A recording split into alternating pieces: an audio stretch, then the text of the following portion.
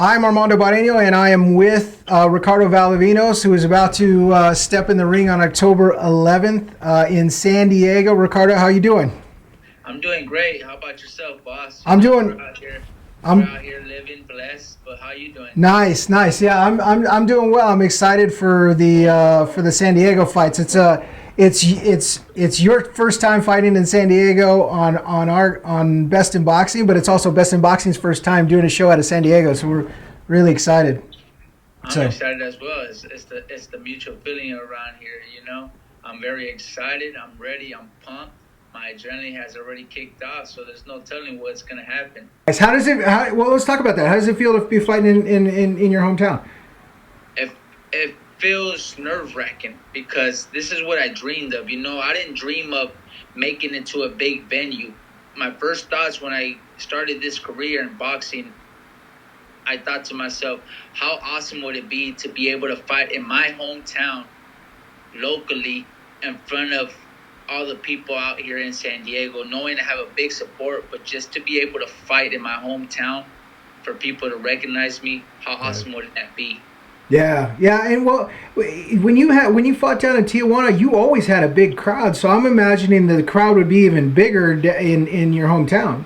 Oh, definitely, definitely, man. There's no telling what's gonna show that day, but I sold 100+ tickets in just a day and a half. Jesus. And majority of my family didn't even get tickets. A lot of my friends didn't even get tickets because you know how people like to hold off a little bit. Yeah. But I had so many people still calling me, still till right now, to this day, people asking me where can I get tickets, and I send them to the last sections that I know probably have tickets, and I was like, it'll be a 50-50 chance if they're sold out or not. Even Yeah. if you try to get them at the door, it's a 50-50 chance that you might get some tickets. Yeah, I was talking to Saul yesterday, and he said that they still had some tickets, so it wasn't completely sold out, but they're expecting to sell out. So yeah, I imagine if you show up on the day of, and you don't get there before the fight start, you may not get a ticket to get in. Yeah, So that's how it is. You snooze, you lose, but yeah, it's part of the process and it's part of the game. yeah. The have you ever been to the seen fights at the Sheraton there in San Diego? I've gone about like 2 or 3 times. It's So loud because they've got. I mean, where the ring is at, the ceiling's high, but the rest of it's really low ceilings. So if it's a sellout, dude, that place is gonna be so loud. I mean, just because it's a small venue. So it's a yeah, really cool place for boxing. definitely, definitely. It'll So it'll be it'll be an awesome crowd. Just the atmosphere, the feeling of having San Diego back on the map with some boxing is going to be an awesome feeling. oh yeah, definitely. And then when it also the fact that like when I first saw that you were fighting Giovanni, I was like, oh damn, that's a good matchup. And then we posted it on social media, and then people were like, I remember Kevin Otley's like, oh damn, he's fighting that's a great fight. So everyone who knows you guys know that this is gonna be the fight of the night. I mean, I could just say that with full confidence, knowing that there's 6 other fights on the card, but you guys going up against each other, that it's gonna be fun. It's gonna be fun. Yeah, yeah. Like I said, I honestly don't think anyone has seen the best out of me because I haven't seen it myself in this preparation and how I went about this fight, how I went about this camp. I took it to another level that I never took it to, and I'm ready. I'm ready to showcase it. I'm confident, excited, feeling strong, feeling energized still, and it's like 2 days away. Yeah. So I just can't wait to showcase and have a great fight just for the fans. Well, let's talk about that. The energy in terms of the weight, because this is your first time fighting at 135. How first of all, where are you at right now, and how do you feel? I could tell you where I'm at right now. I'm almost close to weight. I am at 138 already. Nice.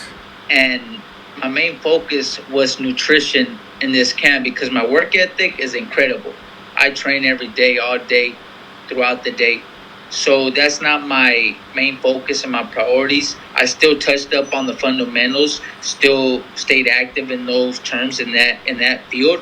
But my main focus was nutrition wise, knowing I never disciplined myself, to be honest with myself, in the nutrition to make the weight. And this is my first time going to 135, so I had to give it all I got and I know a lot of knowledge because myself, I am a personal trainer, and I do read books about weight loss and how to go about it. Yeah. So I studied a lot, and I can tell you right now that if I'm able to go 6 rounds, 8 rounds right now in sparring, if I could, but knowing it's my last week, there's no need to because we're already ready. It's just making the last few pounds out and get ready for Friday night. Nice. Now let me ask you something about a little bit about tactics. I know that I was talking to Giovanni yesterday, a couple of days ago, and he was talking about that he doesn't really view other fighters' fights. He's checked out a round or two, and that was it. Knowing that Giovanni's fights are online, at least a couple of them that he's fought on Best in Boxing, were you able to check him out? Is that part of your game plan to look at his style? To be honest, we don't watch the whole fight. We just watch clips. And from those clips that we've seen, we already know what's he about. Yeah. But at the end of the day, we just study it. We take some game plan out of that, what we've seen. But at the end of the day, you have to learn how to adjust, just like in life. If he throws a curveball and we're not ready for that curveball, it's going to sidetrack us. So we're mentally, physically, spiritually ready for anything that he brings. I wish and hope he does bring the best that he's got, because I am definitely ready for whatever he brings. And we're going to learn to adjust. If he wants to bang, let him bang. If he wants to box, let him box. We already got our game plan, but as well, we are already learning how to adjust when situations turn out. That's one thing I've noticed with you is that you're 7-1, and you fought 7 fights. Kevin Torres has one more fight than you on Best in Boxing, but you two have the most fights on Best in Boxing. So pretty much was that like 95% of your career is online, right? So I've had the opportunity to watch you, and in your early fights, I just thought it was you as a banger, like you're just going to get in there and brawl. But as I've watched you mature in your craft, you have a really good ring intelligence to watch, to be able to watch you adjust and actually box. It's not just about banging back and forth with a guy, but you'll actually adjust. I remember, what was the kid that Armando Tovar lost to that you came in and knocked down? What's his name? I just went blank. Anyways, it'll pop in my head. During that fight, you were banging with him, and then when you finally got the knockdown, you actually adjusted. You stepped back and got at range, and that, to me, that shows ring intelligence, where you're...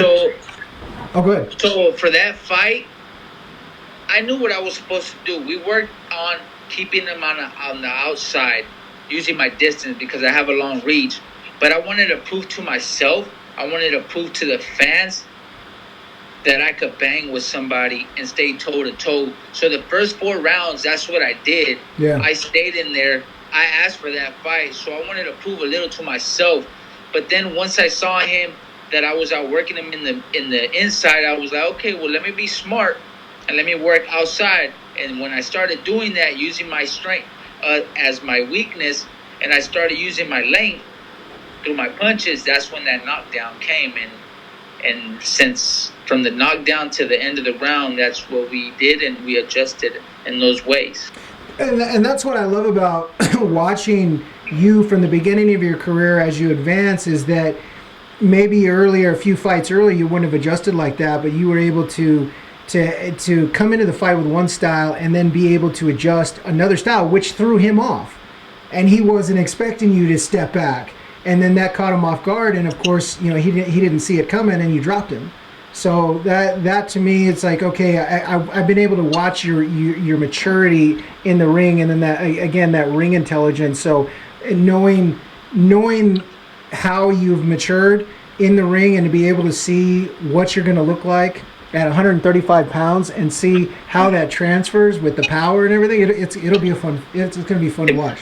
To be honest, like I said, I've never fought at 135 where I should have started my career at. Yeah. 135, even maybe 130. I've been fighting bigger guys, heavier guys, stronger guys, but that's okay. Just like in life, everything is a learning experience, and I've learned along the way. So to me, knowing I'm already almost at weight with 2 days before weigh-ins. I'm feeling strong. I'm feeling confident. The preparation that I did, I'm excited because I'm excited for myself to see what I can showcase come Friday night. And I don't think people are going to be surprised because they know what I bring. But at the same time, they're going to be like, oh, man, who is this guy? Yeah. Yeah, so you actually think you could go down to 135? Because that's one of the things I've noticed in guys that aren't signed yet. Like guys who are signed, it seems like when they're signed to bigger promoters, they're forced to hit their weight right away. I mean, they may have a catch weight of 1 or 2 pounds, but if they're going to fight at 135, they make 135. Whereas you're fighting much bigger guys to start off with. And now, as you not only come into the maturity in the ring, but you're working on your nutrition on top of that, and I'm sure strength and conditioning along with that. Now you're able to make, because you don't look drained at all. You look completely healthy. So 135 is going to fit you just fine. And you're not a small 135. You know, you're a big guy for the weight. So it to me, it's going to add another element to your game in that you're fighting smaller guys at 135. You're the big guy. And I'm curious to see how, because at 140 you had power, and to see you at 135 to see how that power is going to affect smaller guys, because Giovanni's coming up.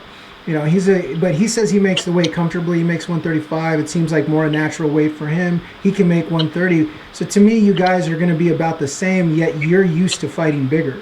And so I'm not sure if that's going to give you the advantage or not, but we'll come find out on Friday to see how that's going to shape up.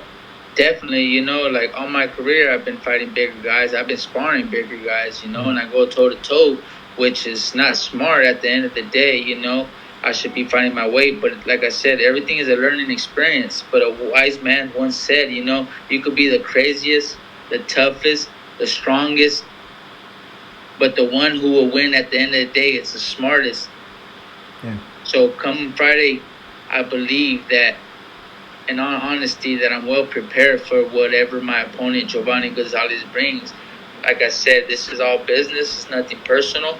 So I hope he comes in healthy, strong, ready to give a show for the fans, because that's what it's all about at the end of the day. I just want to give a great fight and let the outcome be whatever happens on Friday night. Nice. Now I want to be able to give a shout out to your team. So please let everyone who's watching know who your team is. Who's your trainer? Who are the key factors in getting you ready for this fight? So my key factors in being prepared in the boxing knowledge is my coach, Juan Medina. He has been with me and has brought out some elements that I have been taking out of myself, knowing I'm very athletic. I'm an athlete, but I was never in that field where somebody takes out those elements out of me. I was always planted in what I've learned.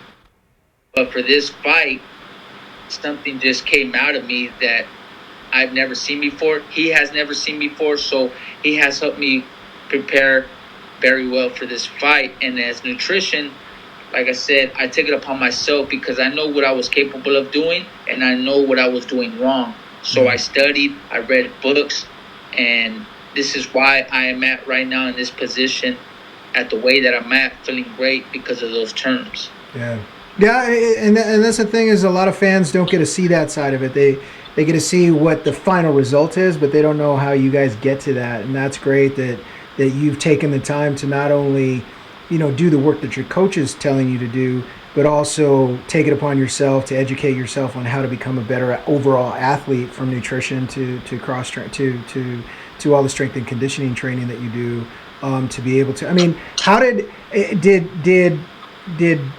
the physical training and becoming a physical trainer come out of boxing? Was that second after boxing? I've always been in that field, to be honest. I've always been an athlete all my life. You know, I always liked working out. I always pushed myself to the limits, but I believe that was my passion. That was my vision, you know, and little by little, I just started catching on to those dreams. And just last year, you know, I really took focus in that field and really studied and became a certified personal trainer from the knowledge I already had behind me. So I just made it more clear that I'm certified and I'm a professional at it. So I had to take it upon myself to make it even better, and I really have to be honest with myself at times. Like, are you doing this 100% or 50? You know, and we made those adjustments, like I said, in life.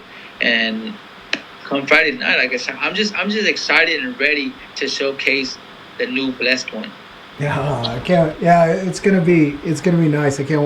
Like I said, I can't wait to see both of you guys in the ring. I have big respect for both of you guys, so it's gonna be fun. I really hope we have a lot of people. Not only I hope that we have a sellout in the venue, but I also hope that there's a lot of people online so people can both see your guys' talent, because I honestly feel that some fights bring out the best in both fighters, and I feel like on Friday that's what's going to happen. Is you guys, both of your stock is going to go up because you're both going to bring out the best in each other, and that's why I'm so excited for this fight. Because not a lot. I mean, you look at the boxing landscape today. Fans are always complaining that they don't get the fights they want, but in this case, they don't even know that they're. You know, I hope as many people watch this as possible, because they don't even know that this is a fight that they need to watch, right? They're going to miss out on, a lot of people are going to miss out on this fight because it's not, you know, a big promoter. Yeah, this is where it all starts, though. This is where dreams, hopes come true at the end of the day, you know, at this level. You know, you can't reach the top without working hard for it. You know, nothing comes easy, and whatever comes easy is not worth having. Yeah. And if it's worth having, it ain't easy. Let me tell you that. No, that's true. That's 100% true. And the fact that you guys, and a lot of people need, I want a lot of people to realize is guys that aren't signed to big contracts, you guys are just as, I feel that you're hungrier, because it's a little, I feel, even though the incentive is there because you guys are all athletes, but when you've got a 6-figure or 7-figure salary coming in, it's that hunger, I feel, may not be the same as where you're at. You know, you don't have that 7-figure salary, yet you want to make your mark in the sport. You're not doing this, you obviously love it, but what's the goal of any fighter? Is that championship? And if you want to get to your championship, you have to work twice as hard to get there, because you don't have the big promoter behind you just yet. Yes. You know, and so that's something to where fights like this are, to me, the foundation of the sport. The foundation of the sport. This is how you guys are going to develop. This is how you guys are going to become better, and this is how you're going to get your name out there so that you get bigger and better fights. Definitely. Like I said, I wasn't spoon-fed into this sport. You know, I had to come from within myself, you know. So I gotta crawl out the mud to make it to the top. And if I have to do that alone, knowing it's a lonely sport, I'm willing to do that. I'm willing to go the 100 miles, you know. Like I said, my mentality, my work ethic, it's incredible. Yeah. I'm not the type of person that gives up when I fail or when I fall. I always get back up and get after it 2 more times. Yeah, that's awesome. That's awesome. So tell the fans where they can find you on social media. To all my fans and anybody who would like to support me and hop on the bus of the Team Blessed, you guys can find me at the Real Blessed One _93. Once again, it's the Real Blessed #1 _93 on Instagram. You could find me there. Nice. And that's it? You just have the Instagram account?